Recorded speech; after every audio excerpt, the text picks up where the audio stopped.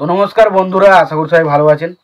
তো বন্ধুরা, এখন যে সিনেমাটা নিয়ে কথা বলবো, সিনেমাটার নাম হচ্ছে তাবাহি। এটা রিলিজ করেছিল 1999-এ এবং ছবিতে পরিচালক হিসেবে কাজ করেছেন গোপী সপারু এবং ছবিতে অভিনয় করেছিলেন মিঠুন চক্রবর্তী, আদব আদব খান, দেবী দত্ত, ইন্দিরা সহ আরও অনেকে। তো এই সিনেমাটাকে নিয়ে স্পেশালি এখন কথা বলবো, সিনেমাটা কেমন লেগেছে, ভালো নাকি খারাপ, সেই সমস্ত বিষয় নিয়ে আলোচনা করব। তার আগে আপনাদেরকে একটাই কথা বলবো, প্লিজ আপনারা যদি চ্যানেলটায় নতুন হয়ে থাকেন অবশ্যই আপনারা চ্যানেলটা সাবস্ক্রাইব করে নেবেন, আর যদি আপনাদের ভিডিওটি ভালো লেগে থাকে অবশ্যই আপনারা লাইক কমেন্ট শেয়ার করতে ভুলবেন না। তো তাভাই, যেটা 1999-এ রিলিজ করেছিল, ছবির পরিচালক হিসেবে কাজ করেছেন গোপী সরপারু এবং ছবিটার প্রযোজক হিসেবে কাজ করেছেন অজয় কুমার। এবং বলে রাখি, ছবিটার সঙ্গীত পরিচালক হিসেবে কাজ করেছেন অনেকজনের, চারজন মতো সঙ্গীত পরিচালক হিসেবে কাজ করেছেন। তার মধ্যে তপন সুরদানে এই কিন্তু মেন সুর হিসেবে কাজ করেছেন। বাকি ছবি চিত্রনাট্য বা সংলাপের কথা বলি, সেগুলোও লিখেছেন হচ্ছে সপারু।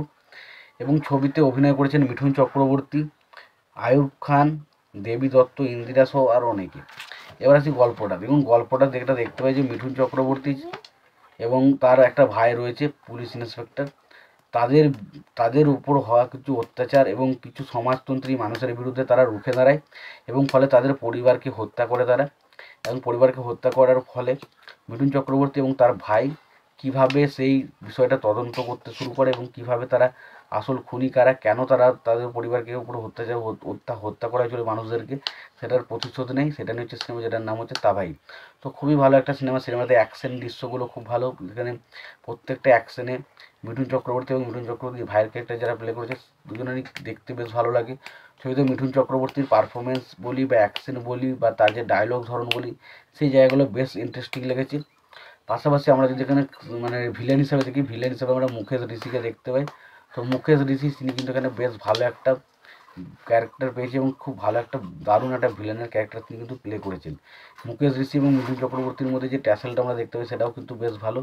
ছবির গান, ছবিতে প্রায় 4টে থেকে 5টা মতো গান রয়েছে এবং প্রত্যেকটা গানই খারাপ নয়, এবার যে খুব ভালো গান সেটাও কিন্তু নয়, মোটামুটি একটু শোনা যায়, কিন্তু ভালো লাগার মতো যে দারুণ কিছু লাগবে সেটা কিন্তু নয়।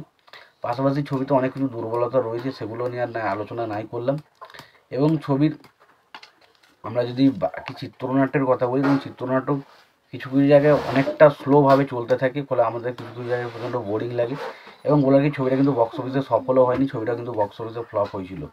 তোমাদের এই সিনেমাটা, তোমাদের যদি কারো দেখা হয়ে থাকে, তোমাদের সিনেমাটা কেমন লেগেছে জানাতে ভুলো না।